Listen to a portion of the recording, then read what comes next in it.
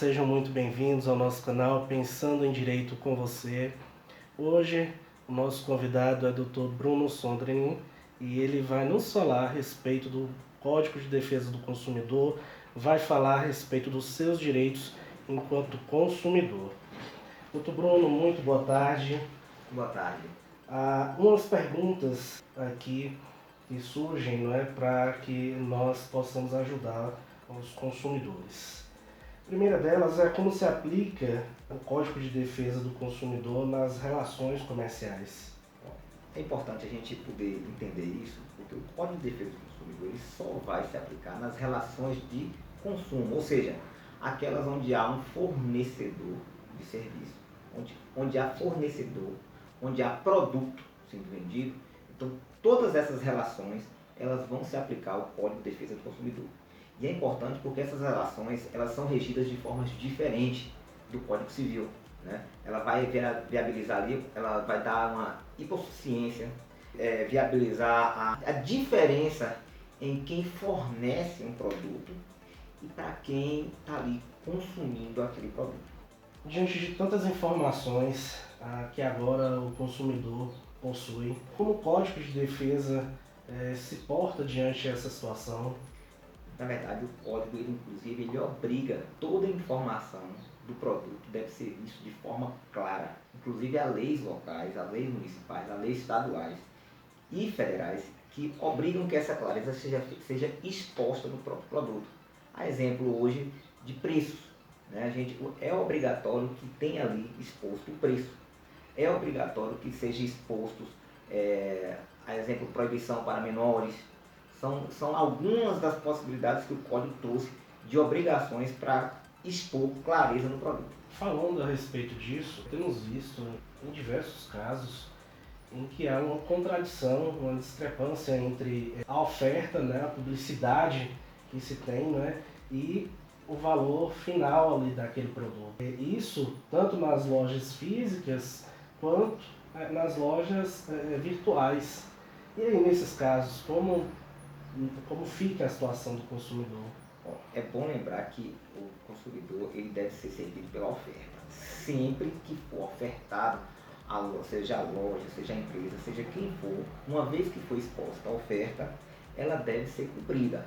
Ela deve ser seguida conforme foi exposto.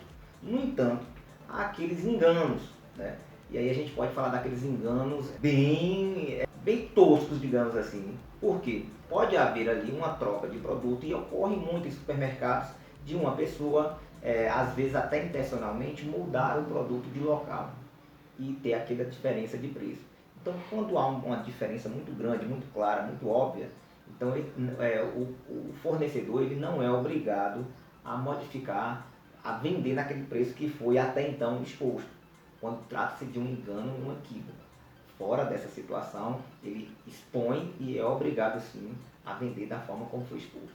Isso até mesmo nas lojas virtuais. Tanto nas lojas virtuais quanto nas lojas, digamos, presenciais. Eu digo isso porque, principalmente agora, né, nesse período aí que houve aí de Black Friday, teve-se muitas reclamações a respeito disso. Muitas ofertas, não é, de produtos que estavam sendo vendidos por determinado valor, quando se chegava lá ao final, tinha-se um preço elevado. Aqui, inclusive, essa época do ano se tornou um problema muito grande, principalmente para os PROCONs do Brasil. Hoje vem fazendo uma fiscalização. O que ocorre? Na grande maioria das vezes, o preço, um pouquinho antes, ele aumenta o valor, né? E quando chega na data, ele diminui, dá aquela sensação de que você está tendo um desconto, quando na verdade não houve nenhum desconto e foi pego, muitas lojas foram pegas, inclusive, aumentando o valor do produto, ao ponto de, digamos agora no Nordeste, aqui acima, de televisões que custavam 3 mil e ela na verdade estava em 5 mil, mas a sensação do dia e do momento traz para o consumidor de que ele estava ali em uma promoção. Então, qual é a importância de você ir acompanhando o preço? Né? Não esperar chegar a época, mas chegar e buscando, fazendo esse acompanhamento para poder exatamente ter esse parâmetro, né, de você não se deixar ser enganado. E ocorre muito. Uma das maiores reclamações que nós vimos aí é das operadoras telefônicas e de cartão de crédito. Nesse caso, em que há cobranças aí indevidas e o consumidor já tentou resolver de forma administrativa, não é? Falando com o atendente, falando com o gerente, e não houve nenhuma solução por parte aí dessa empresa, por parte dessa loja. Como ele deve proceder? O procedimento, inclusive, é exatamente isso, né? A pessoa de ir buscar o administrativo, tentar demonstrar que não é devedora daquele valor, não havendo solução, é importante que se faça denúncia, tanto no PROCON, que é um órgão meramente administrativo, que vai ali aplicar as multas em caso de não solução do problema, como também e cumulativamente deve sim buscar o seu advogado de confiança, para que ele então possa tomar as medidas cabíveis, porque aí estaríamos diante realmente de uma questão de um dano, né, um dano moral.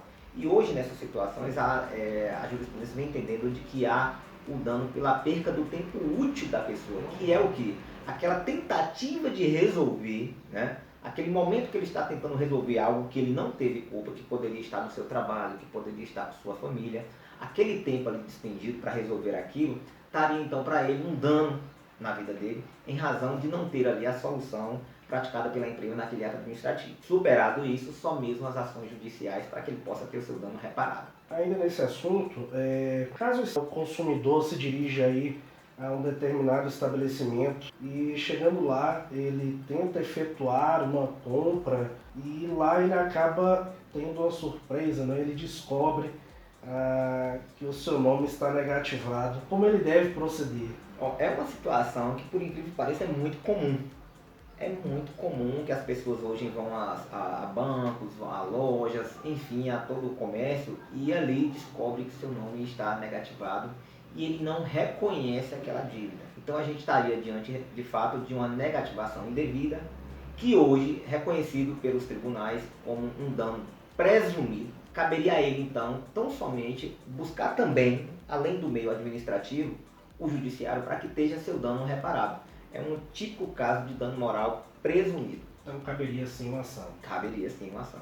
E qual orientação aí o senhor poderia nos dar para que nós, enquanto consumidores, não tenhamos aí os nossos direitos lesados, né, no nosso dia a dia? A gente costuma dizer sempre para as pessoas, para que não sejam lesadas, sempre pedir a nota fiscal do produto, sempre exigir, porque é um direito, né, de você comprar o produto e ter a sua nota fiscal.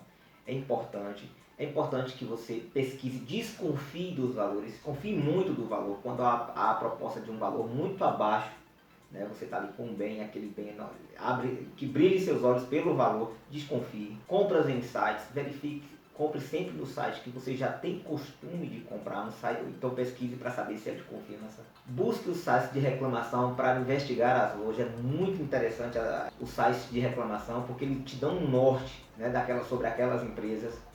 Busque sempre a informação adequada antes de comprar, mas comprando, tenha sua nota fiscal garantida.